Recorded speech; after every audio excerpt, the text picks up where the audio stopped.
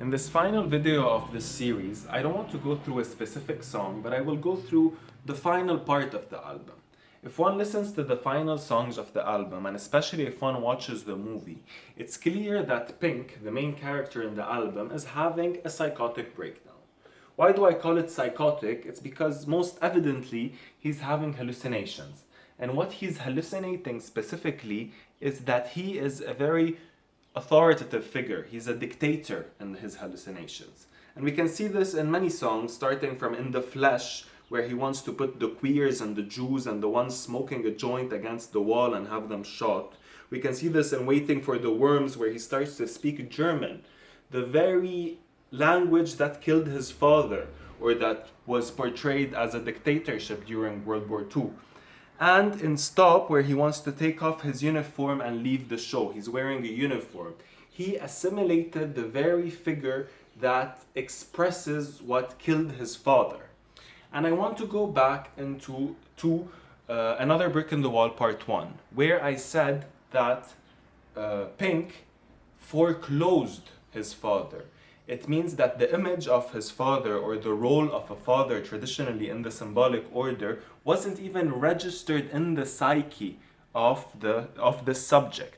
And this is precisely the defense mechanism that psychotic subjects use.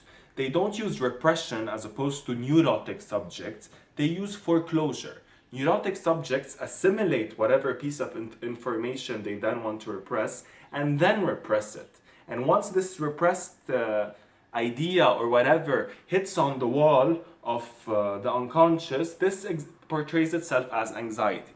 On the other hand, the psychotic subject refuses the signifier or the idea completely from his psyche.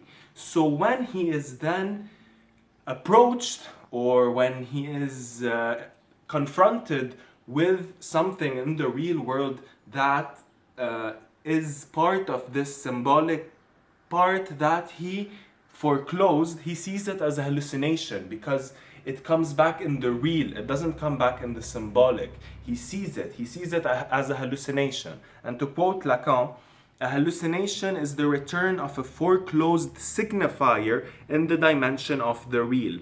That which has not emerged into the light of the symbolic appears in the real. And this is precisely the case for Pink. In Another Brick in the Wall, he foreclosed the name of the father, the role of the father, whatever the father represents in society. And in his psychotic breakdown, it's precisely this thing that comes back as a hallucination. A dramatic portrayal of what a father is, the most dramatic portrayal of what the traditional father image is, a dictator.